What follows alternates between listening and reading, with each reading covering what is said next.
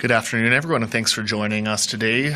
In Regina, in the Legislative Building, we have Premier Scott Moe and Dr. Saqib Shahab. Joining us over the line is Dr. Zayed, Medical Health Officer for Northern Saskatchewan.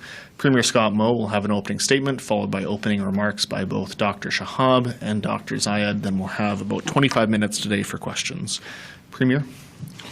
Well, good afternoon, everyone, and today we are reporting 12 new cases of COVID-19. 11 of those cases are in the far north. Sadly, today we are also mourning the loss of another Saskatchewan resident as a result of COVID-19. And our thoughts and our deepest condolences are with the family and with the friends at this difficult time. We know that there are now 72 active cases in Saskatchewan. Most of the regions of Saskatchewan, including Saskatoon and Regina, now have 10 or fewer active cases. However, over one half of the known active cases are now in one region, and that is in our far north. And most of those cases are in and around the northern community of La Loche. On Friday, we announced additional steps that we are taking to address this situation and to protect the people of northern Saskatchewan. They included restricting travel in and out of our north. With regard to testing in La Loche, the Saskatchewan Health Authority has already began aggressive contact tracing and testing of people who may have contacted people with COVID-19. The volume of testing supplies and the number of samples that are being transported for testing is being increased, and a GenExpert machine has been placed and will be operational in La Loche on May the 1st. The Saskatchewan Health Authority will expand the number of mobile testing sites in La Loche and support as well in-home testing. Drive-through testing will continue in the community of La Loche, and they have obtained a list of people that have been returned from work camps in Alberta, and those individuals are being asked to self-isolate.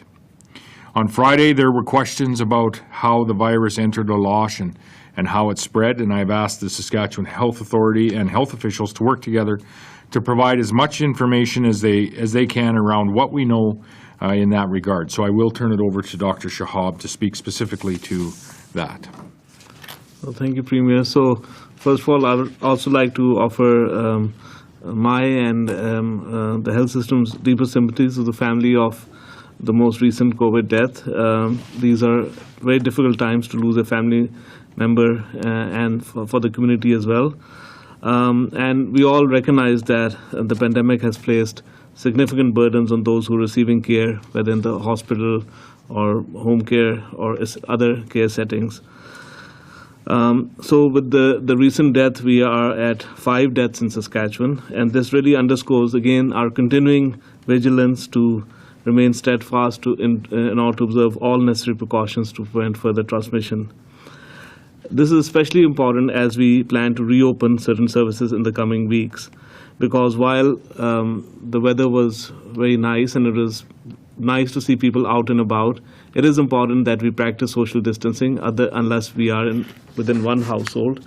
And while there was a recommendation last week that our curve overall is flat, and we can now very cautiously think of maybe connecting with 1 or 2 additional households to make an extended household. But again, we need to be very cautious, even if we do that it is the same 1 or 2 people or same 1 or 2 families that we connected and not a random 2 or 3 different people every time. Because if we don't do that, our curve overall will not remain flat and we will not be able to continue with our reopening plan. So we all need to continue to observe the vigilance and diligence we've been doing to make sure our curve remains flat overall, and then that allows for other sectors to reopen and other services to start. But it needs our ongoing vigilance. Even as we enjoy the great outdoors, we have to observe physical distancing and all the other precautions that we have been doing so effectively.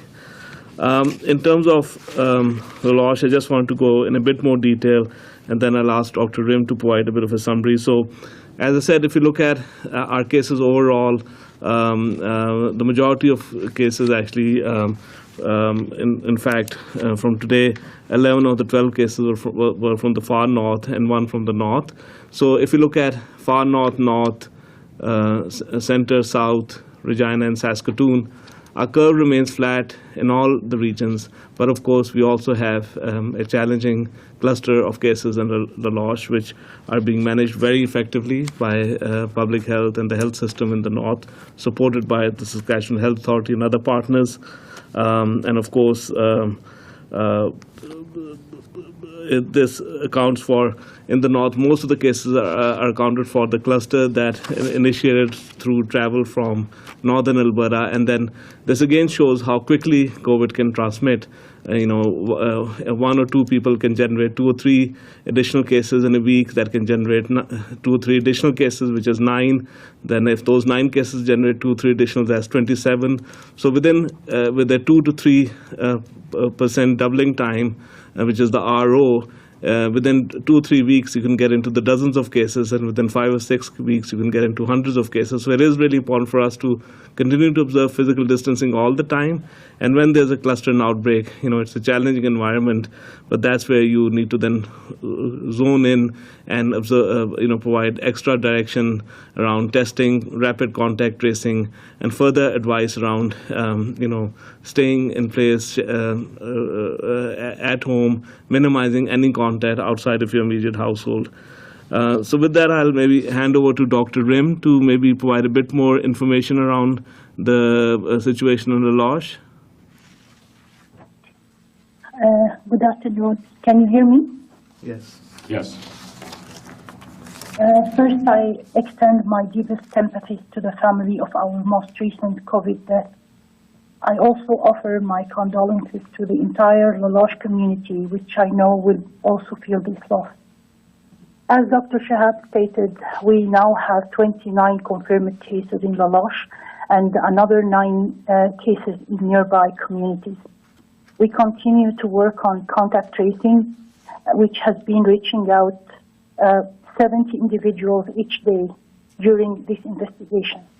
We are also working on expanding testing, both in collecting samples and the ability to do the initial lab analysis in La Loche. I want to thank our staff for their hard work in both the contact tracing and the testing, assessment, and treatment of COVID patients. I also want to thank the leadership in La Loche and Clearwater River for their assistance in reaching out to the communities as we work to stop the spread of the virus. We continue to look at how we can help patients who are positive or suspected to have COVID-19 self-isolate. We know that self-isolation can be difficult and challenging, and we appreciate the support of the First Nation and municipal leaders in this effort. This is really, we are committed to work together in this crisis. Thank you, Dr. Zayed. Great. Thanks, Doctor. We now have about 25 minutes for questions. We'll take our first question from the phone line, operator. We have Mark Smith with CTV.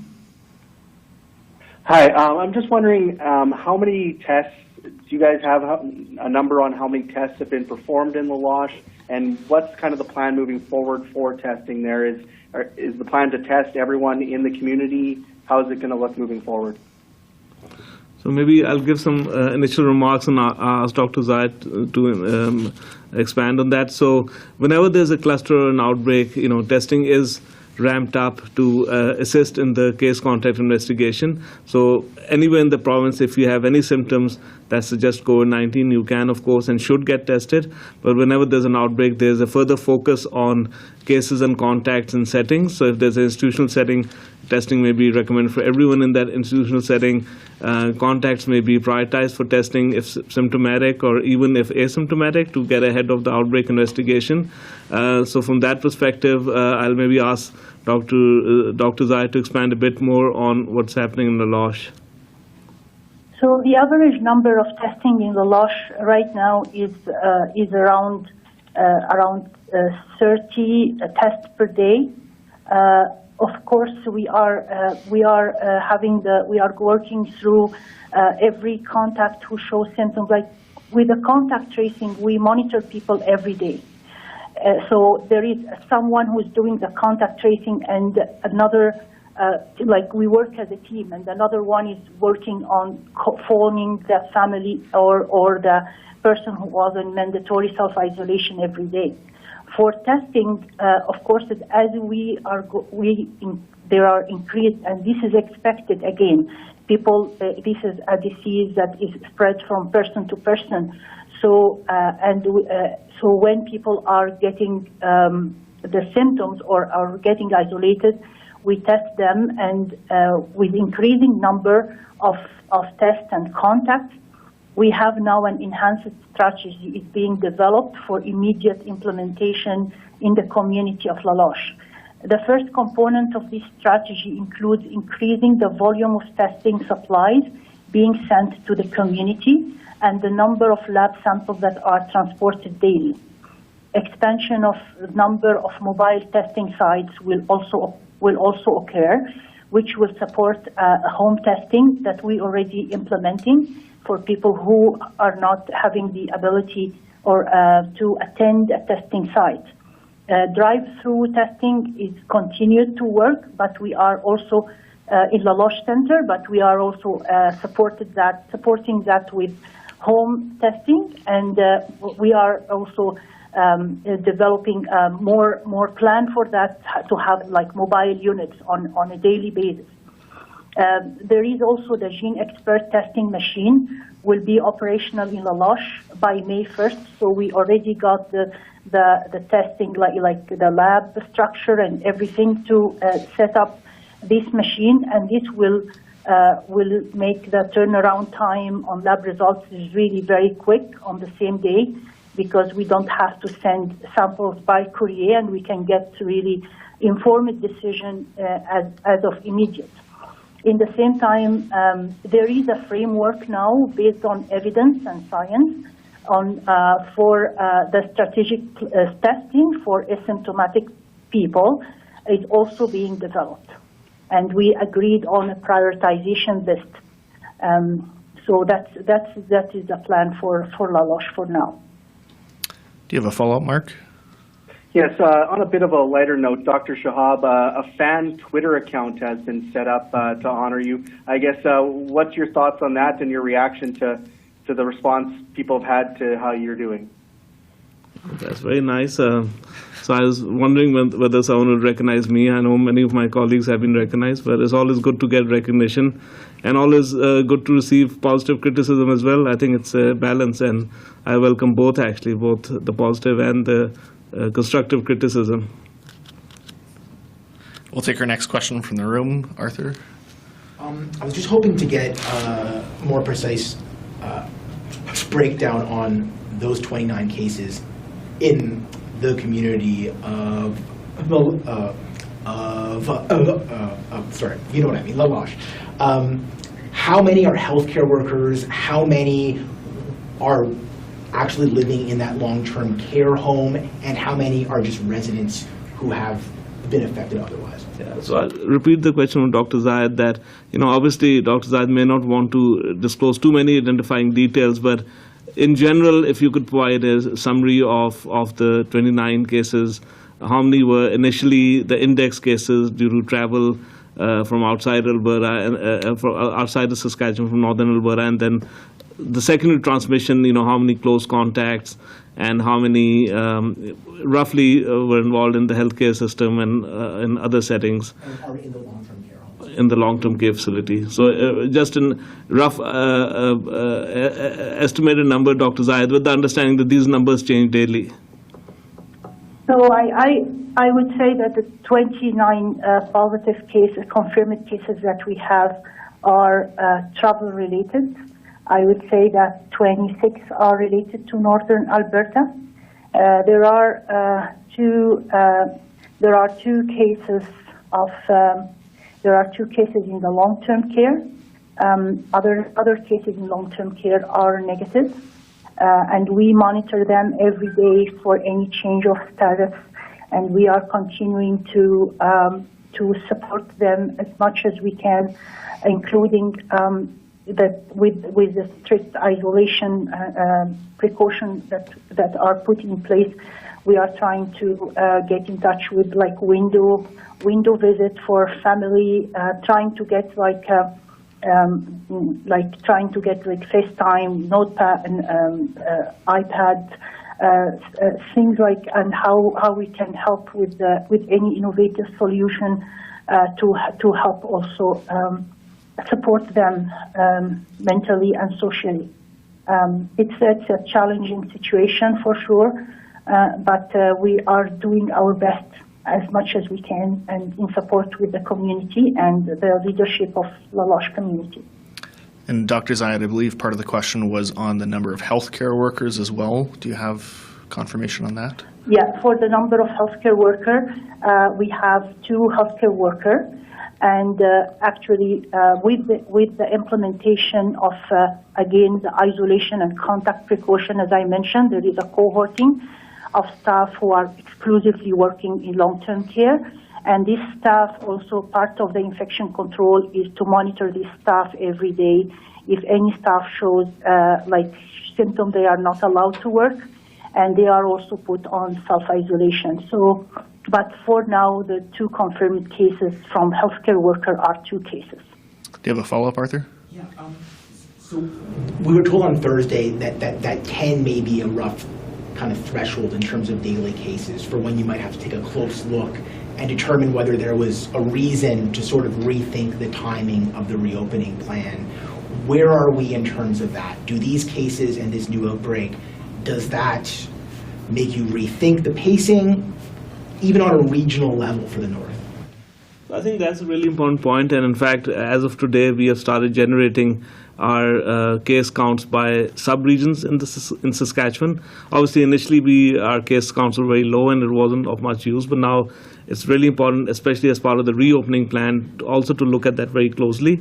So if you look at the north, yes, there were 11 cases in the far north, 1 in the north announced today.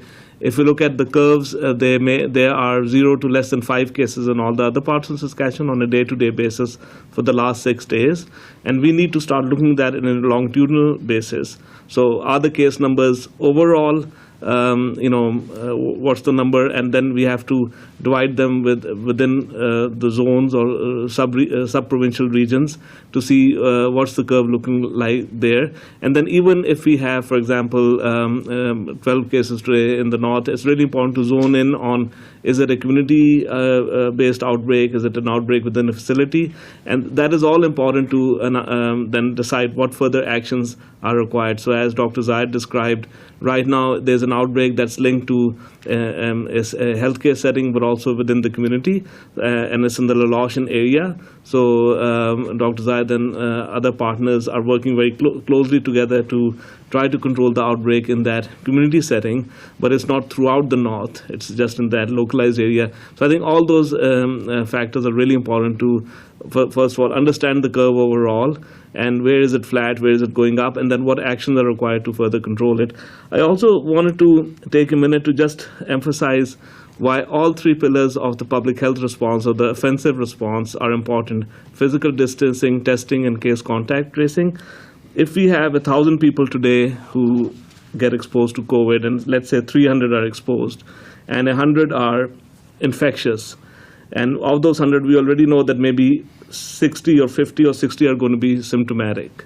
So if you test all 100 people, you will get 100 positives, or less than 100 positives, because the 100 who are infectious, if you have fever and symptoms, your test is more likely to be positive. If you have mild symptoms or asymptomatic, there's a 50% chance that your test is positive. Otherwise, it may be negative. It doesn't mean that you're not infectious.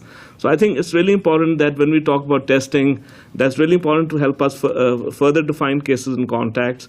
But overall, we need to practice physical distancing all the time throughout Saskatchewan, even when the curve is flat. And when we have an outbreak, we need to even ramp up all those things in terms of staying home, going out only for solitary walks, reduce social mixing.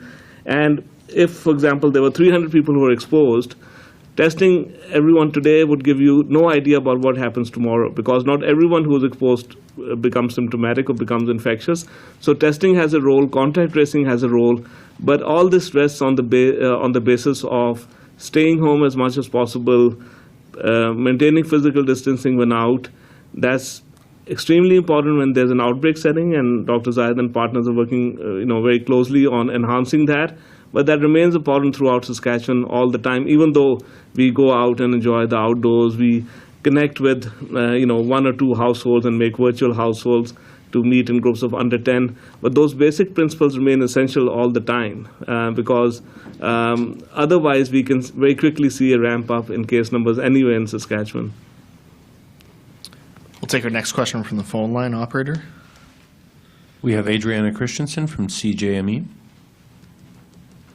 Hello, yes. My question is regarding a case of a report of an outbreak at the Confederation Inn in Saskatoon, and whether or not there is a count from over the weekend, whether or not there is a count of how many cases are there in that community, and if there's a concern that could lead to more cases. So I'll confirm if Dr. John Mark Compondo, who's the Medical Health Officer of Saskatoon, is on to provide a bit of a update on that. Okay.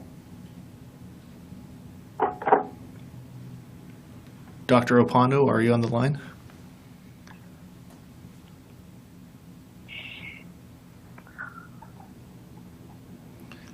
Doesn't sound like we have Dr. Opondo on the line, so I can provide a brief update.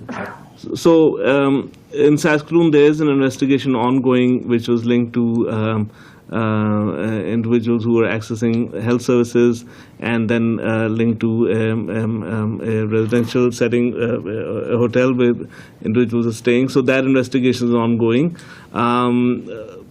And we have to understand that these clusters unfortunately will happen.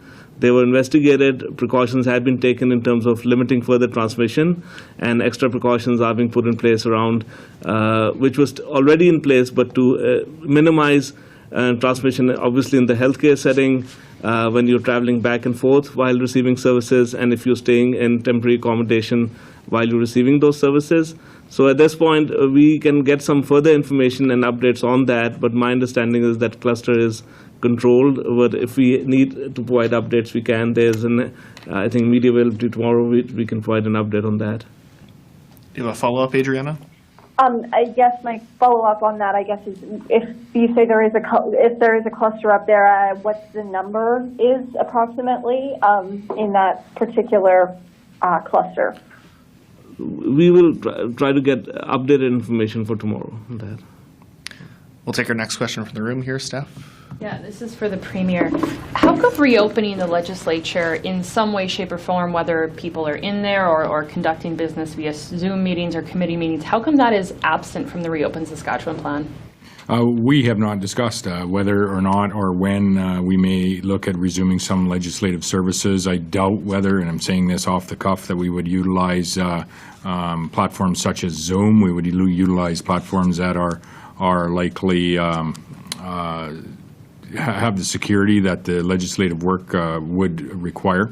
So we just quite simply, all of our resources at this point in time have been focused on addressing the healthcare delivery of the COVID crisis, addressing how we are working with our communities to ensure that we have the proper and appropriate testing in place, contact tracing, ensuring that we are addressing this COVID-19 pandemic in communities right across Saskatchewan as well as we possibly can. That's not to say that there won't be a discussion on whether we should at some point resume legislative sittings in some way, shape, or form, or committee meetings in some way, shape, or form in the months ahead. I would just add that there are no legislatures, provincial or territorial, to my knowledge, legislatures that are sitting across this nation, albeit there may be one or two that will sit for a day or two to pass some necessary legislation that they need to address their response to COVID.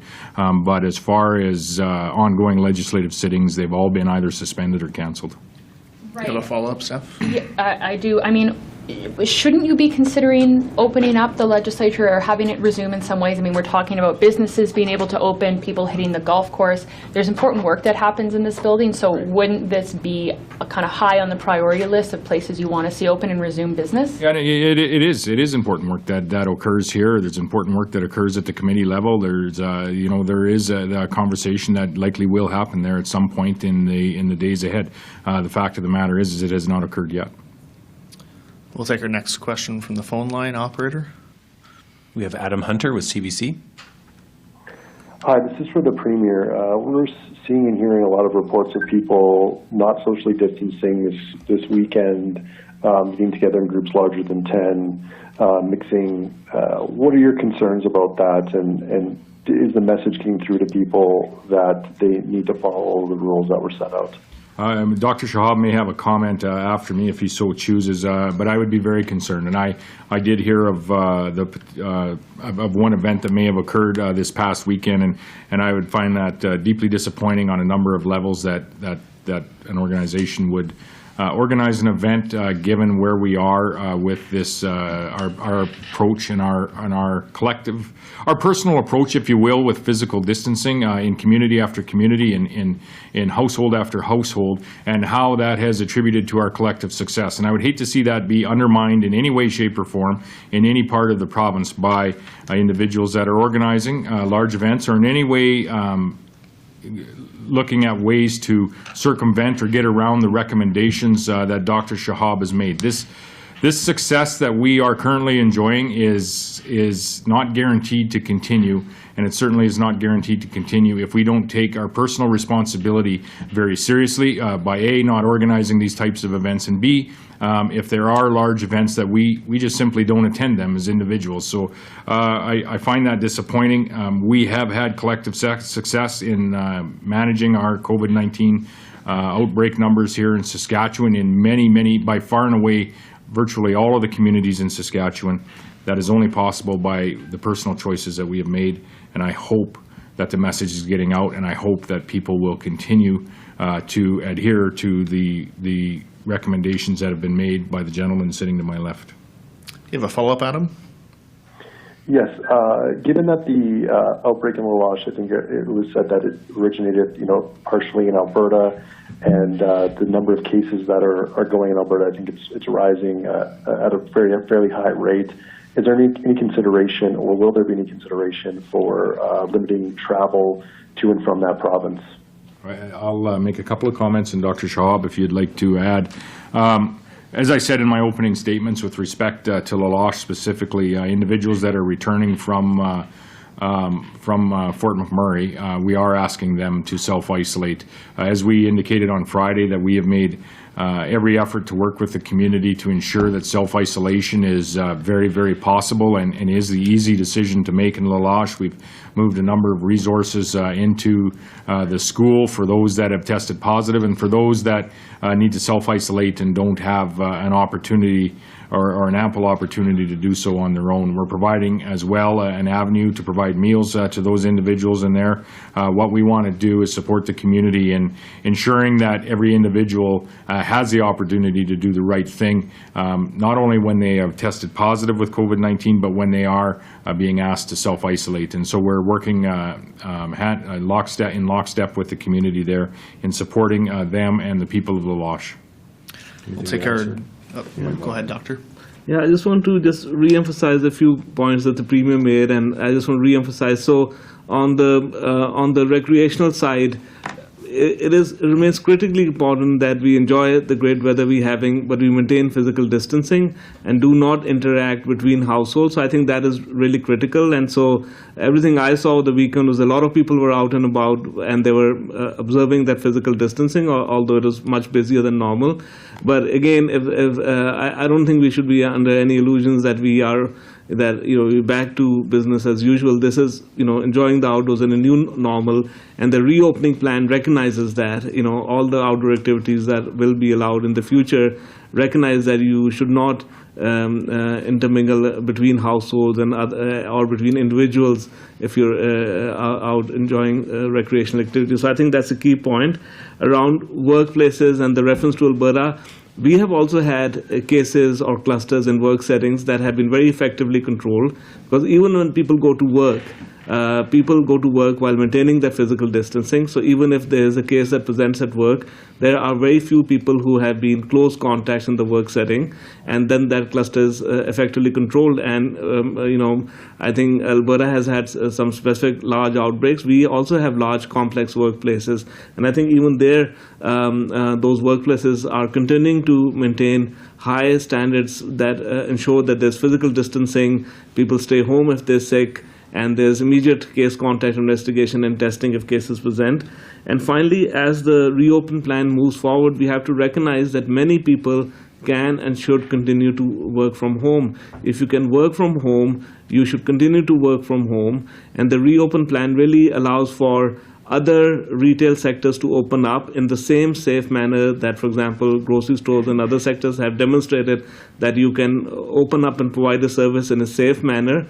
And for other settings that are not public-facing, those workplaces can open up in a way that, like other essential workplaces, that physical distancing is maintained, special attention to breaks where you have to be extra cautious when you're having meals or using the washroom, where you don't transmit inadvertently if you were asymptomatic but infectious. So I think all of those mechanisms need to be followed very closely, because we are moving forward into a new normal and not certainly going back to business as usual.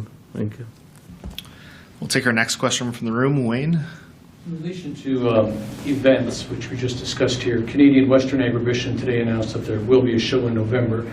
Would that still be subject to whatever the situation is at the time and the guidelines, or are they under a essential services farming type of exemption? And also wondering about small communities, perhaps even Shelbrook, they may be planning a summer fair. Should these volunteer organizations be thinking about summer events, or is it too early to be doing that? Yeah, so I was able to get home this weekend, and the question that came to me from people very close to me as to whether or not they're going to be able to have sporting events this summer, softball and such, and whether that would even be possible. And then with that comes some of the tournaments and things where you do get larger number of people together. Large gatherings are a high-risk area for the spread of COVID-19. That has been proven time and time again, whether it's a curling bonspiel in Edmonton, whether it's a snowmobile rally not far from where I live in Christopher Lake, or I believe it was Christopher Lake, or whether it's a large funeral in Newfoundland and Labrador. This is a high-risk area for the transmission of COVID-19. So we have not made decisions on large events out in the months ahead. However, maybe it is worthy of a discussion, and we would reach out to a number of those event organizers, the CFL, for example, as we are hosting the Grey Cup here. And I always want to mention that irrespective of whether that occurs this fall, the Saskatchewan Roughriders are the heavy favorite going into this year's Grey Cup. But there's other events as well that have been asked about with respect to the Country Thunder. Every small community does have some degree of either a July 1st or an rural ag days like we have where I live that involves ball tournaments and a number of people coming together. So for the short term, those events just aren't possible. Short term being the next a couple to few months. And after that, I'm actually becoming less positive that we will be able to gather in these many thousands of people in any event for the foreseeable future. So Dr. Shahab, you might have something to add to that, but the short answer is we're not sure in the months ahead, in the medium term, but we may have to have a discussion about that soon. Yeah, I mean, what I would add is that we all saw how effective the very high level of physical distancing and other public health measures were over the last 6 weeks. So that is evident. Now we are very cautiously relaxing some of that, but we have to make sure we succeed in our phase 1 and phase 2 before we start looking at future phases. And but having said that, there may be some really innovative solutions that event organizers can propose for consideration by local and provincial authorities that may minimize some of the risks, but may let some events to proceed in a way that at least lets people recognize that these are valuable cultural and economic and social events, but they would have to be done in a way that minimizes risk of transmission, because we all know that in these large gatherings throughout the world, there have been large transmission events, and if that was to happen in Saskatchewan, it would take us back to where we potentially could have been if we hadn't put all these steps in place. So I think we need to give some careful consideration, and I think move in a very stepwise and systematic way. You have a follow-up, Wayne? I guess I've also had questions from churches wondering if there might be an innovative solution where maybe for post-phase 5, where theaters are allowed to reopen, if they could maybe have a gathering of 30 people or smaller in number, multiple, repeated, and like 5 services a day, for example. Would you be open to that type of innovation? Or because right now they're post-phase 5, post-phase 6, I think, or whatever the last phase is. I think what I would say is that I think we really need to move cautiously, and we know that from the last few months, from not just Saskatchewan but other settings, that when people gather around food, when there's hugging, when there's singing, shouting, crying, tears of happiness or grief, when all those communal events that are natural to all of us as human beings and as societies, but when they happen, transmission happens, and I think we need to think very carefully, how can we move forward as a society for the next several months in a way that we keep the curve flat till such time that there's therapeutics or vaccine or other interventions that get us out of this, and which would be many months in the future. And then, but at the same time, how do we then reopen our society in terms of work and maybe in the future school and other settings for learning? But it will have to be very different from how things were 3 or 4 months ago. And I think we need to move very cautiously. And there will be a time when we will consider, increasing the gathering size. But we'll have to apply specific learnings from the past and what we learn over the next few weeks and months to those opportunities. How would a church or mosque or synagogue gathering be different than a movie theater or arena, which is allowed to open in phase 5? Yeah, no, I think those are good points that I think, I have thought in my mind that, if you were in any setting, congregate setting, where you were separated by 2 meters on all sides from others, would that be a safe way to attend a gathering? But then you have multi-touch surfaces, you have risk if there's food being handed out or other items being handed out. So I think all of that needs to be thought through. But I think we need to give some time for the phase 1 and phase 2 succeed and show that we are keeping the curve flat before we start thinking about that. But, I think those are important things that we all need to start thinking about and have been thinking about, but we have to move in a very careful and methodological way. Well, I would just add to that, Wayne, with respect to, each area like churches versus movie theaters versus other events, there's some differences between all of them. And I know the church that I go to is now moved online, and so we watch that on Sunday mornings. But in our church, there's an age differential from kids of newborn and 2 and 5 and 10-year-olds to very young adults, which is where I still classify myself, but my wife reminds me that isn't the case anymore. But all the way up to 80, 85-year-old individuals that will be attending at a service. So we have all different dynamics of the community coming together. So is there, is there understanding, the risk of each of those, for example, age demographics, never mind the underlying health issues that people may have. Is there an opportunity for an innovative conversation post phase 2 or phase 3 on how we may be able to, come together? And I think it's important that is our goal, that we do come together as a community, whether that be a religious community or a geographical community or a sporting community. And all of these conversations are good for us to have. We do need to get through phases 1 and 2 and keep our curve in general flat.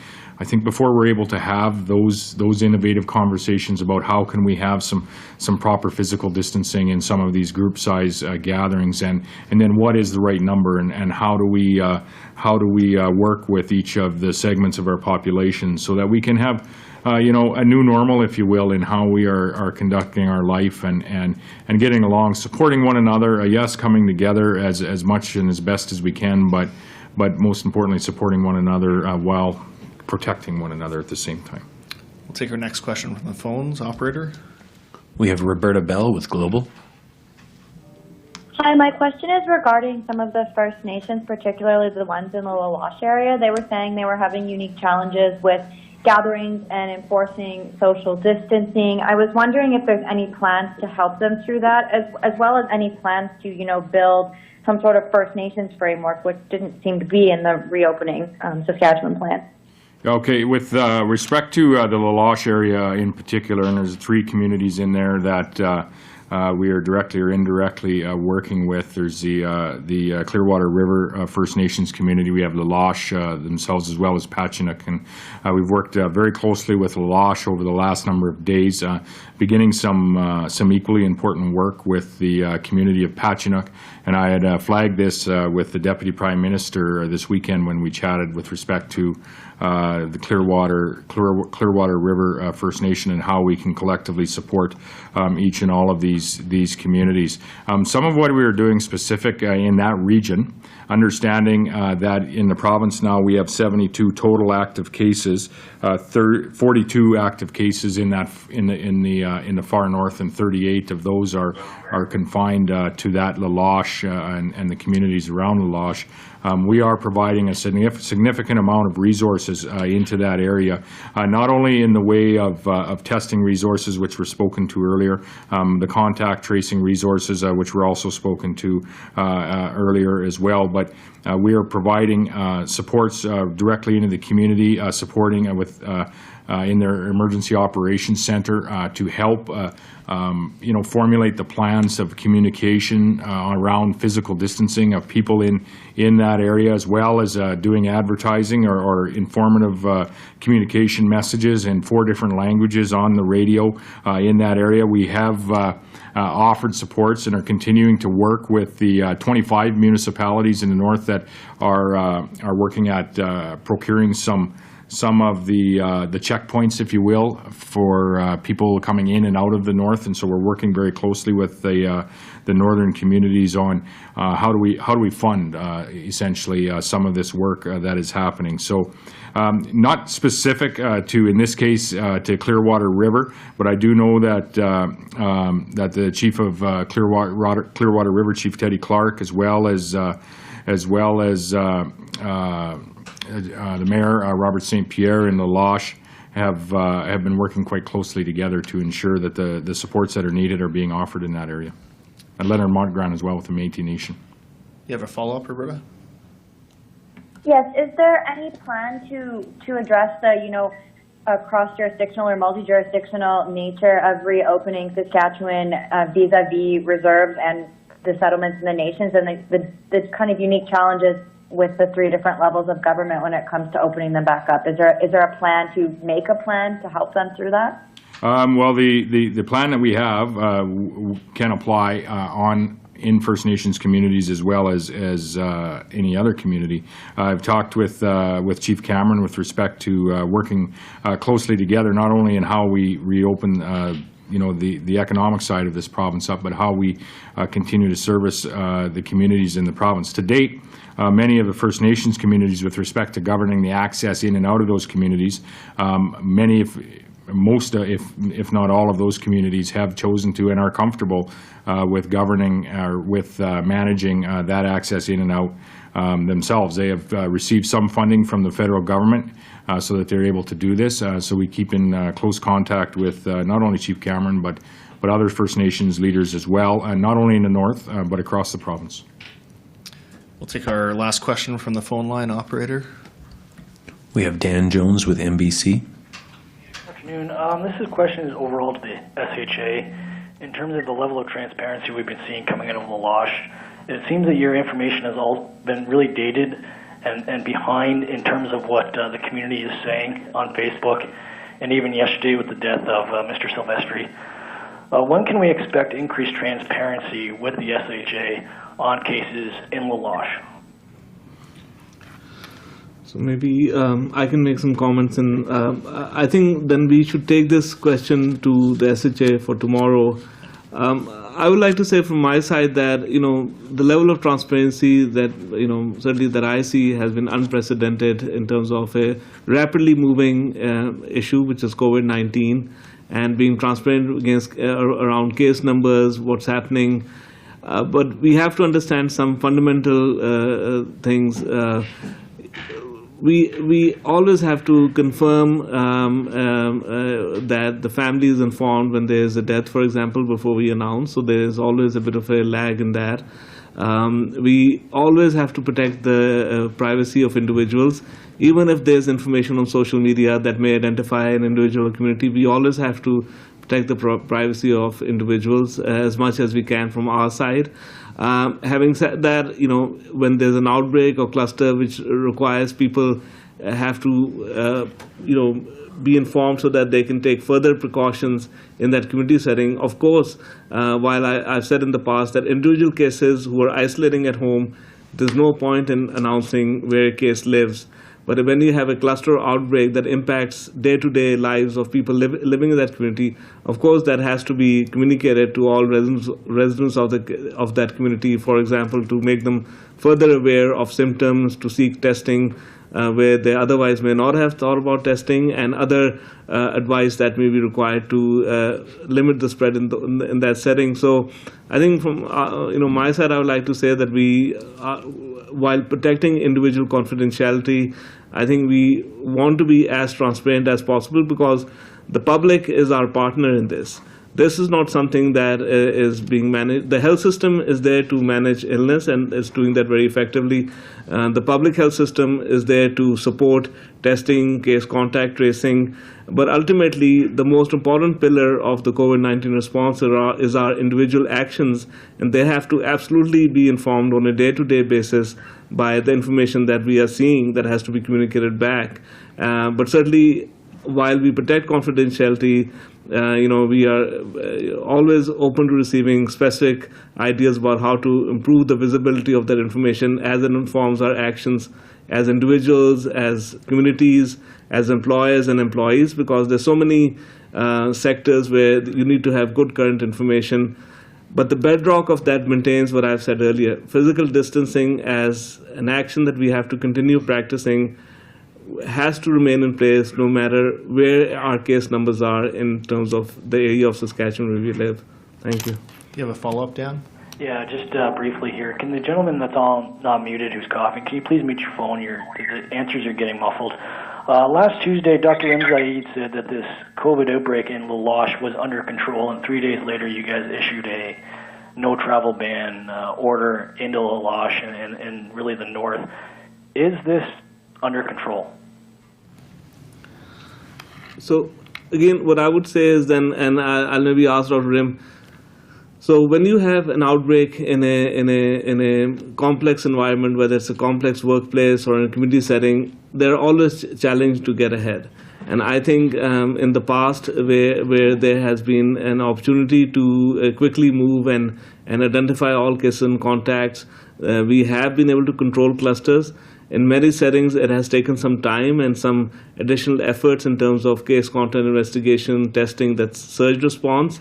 But it can be very challenging. And again, I would like to say that it needs everyone's, the whole community needs to come together, and in terms of staying home as much as possible, minimizing household to household interaction to really put an end to a cluster and outbreak.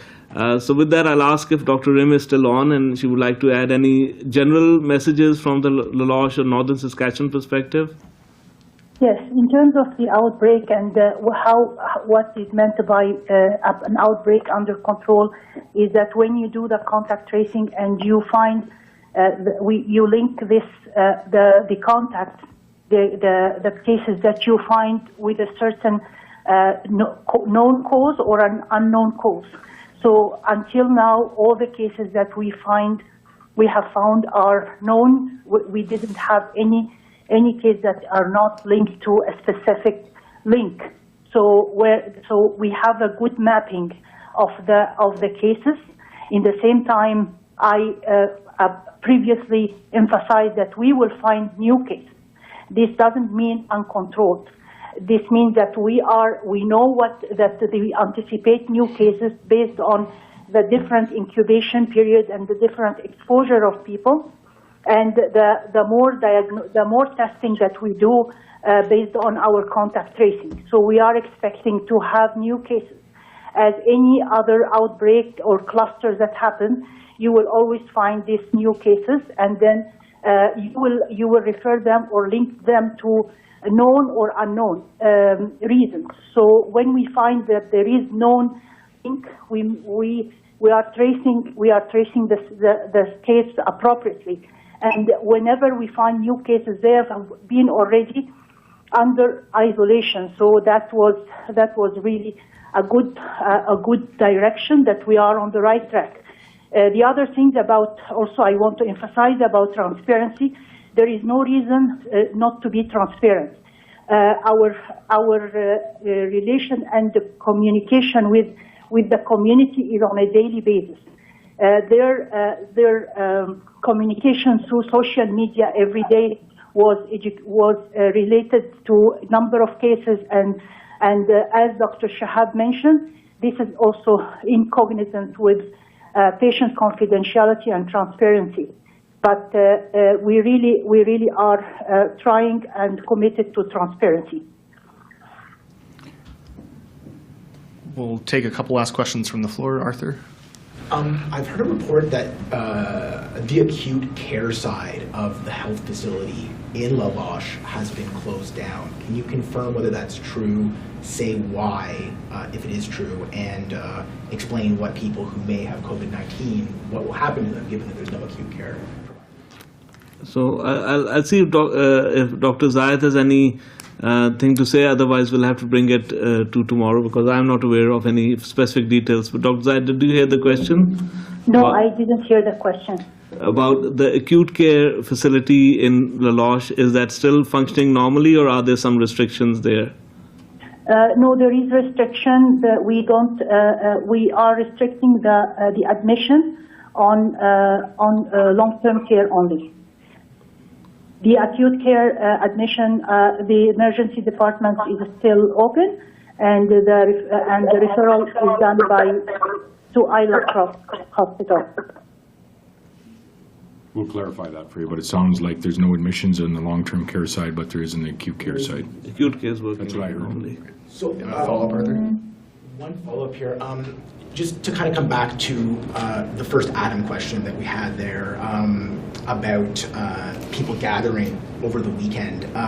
We were talking to the opposition leader today, and he to some extent connected that to your comments from last week, Premier, about barbecues and some things that you said on CBC.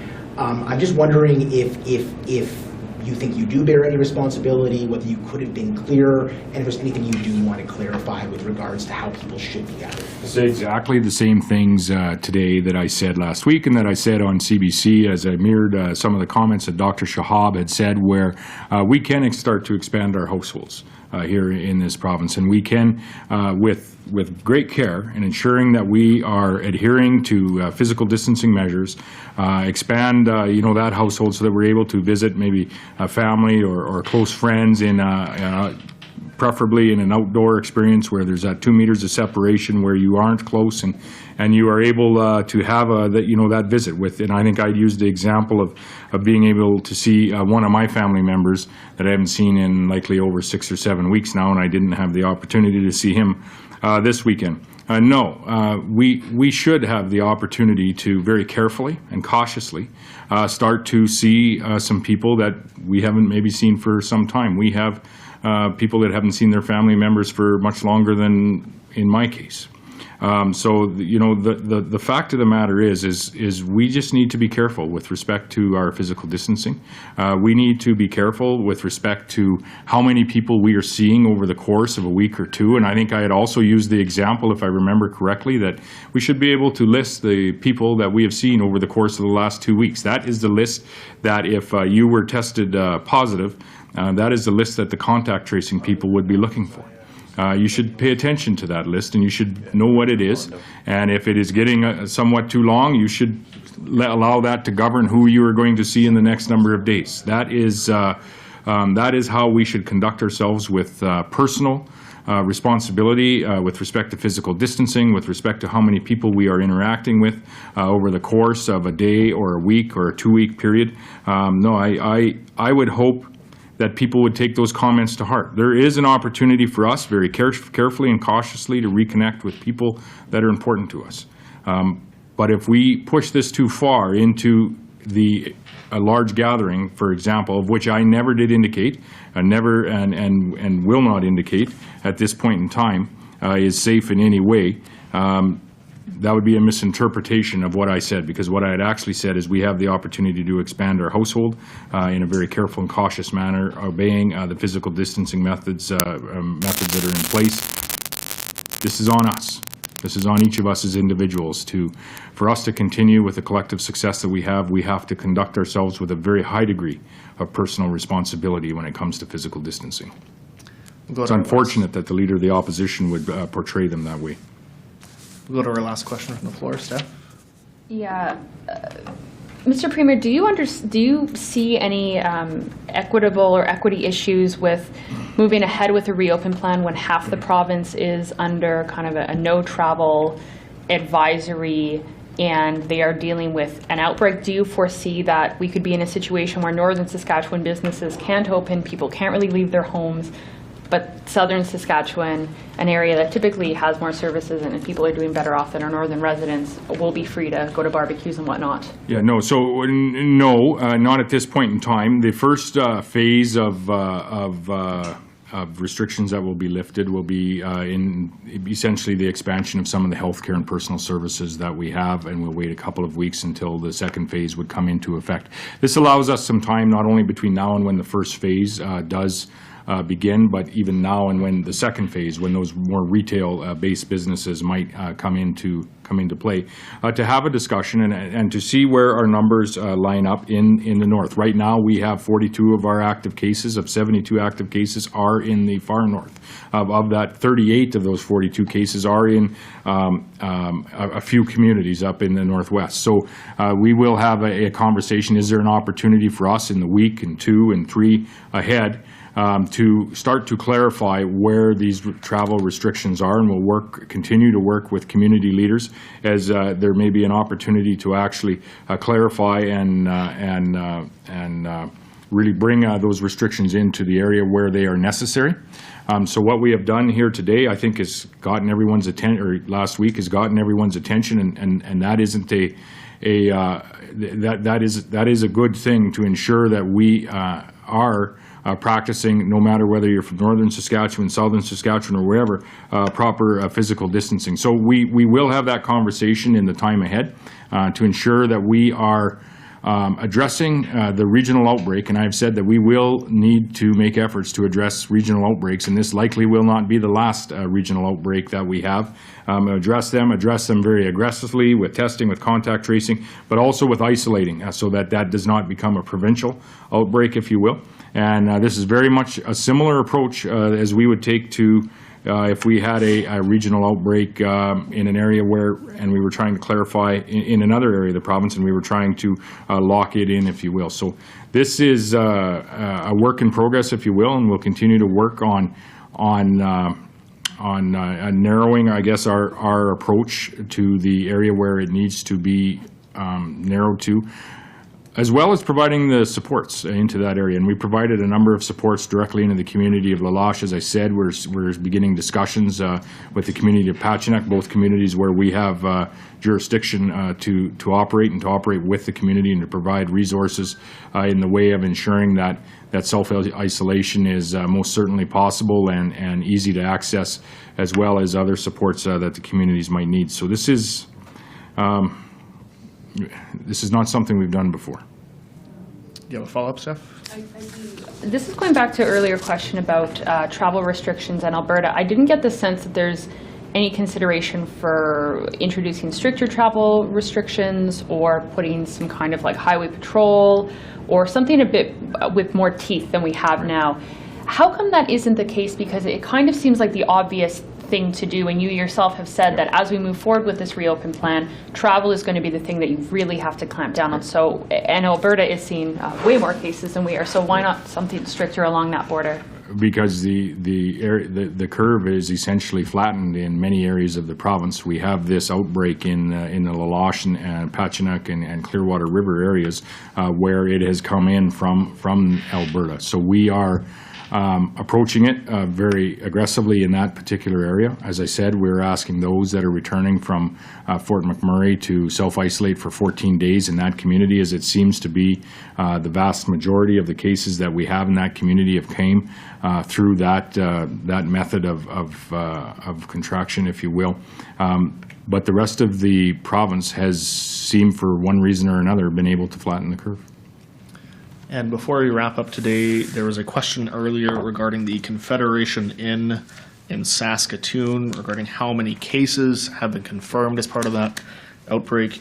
We do have Dr. John Mark Opondo, Chief Medical Officer with the Saskatchewan Health Authority in Saskatoon, on the line. Dr. Opondo, would you like to give a brief comment on that? Thank you, and I have to apologize for the technical mishap earlier on, but starting off with sharing my condolences with the family and the Laloche community on their loss. So the Saskatoon aspect of this situation is we have had a cluster of cases in the city of Saskatoon for individuals who live together. So it's a community outbreak. There is 4 in total who have a home address that links them back to Laloche, but some of them haven't traveled recently. A few of them have.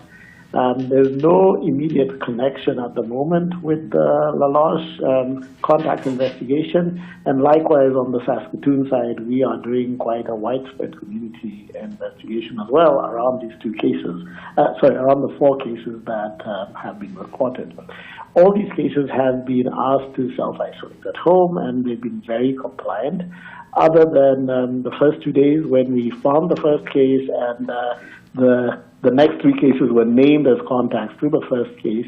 We've continued to do contact tracing in more than 20 other contacts who were named and haven't found any other cases. So I feel this investigation is well underway, and the patients are stable, they are isolated, they're very compliant with social distancing and all the other public health measures.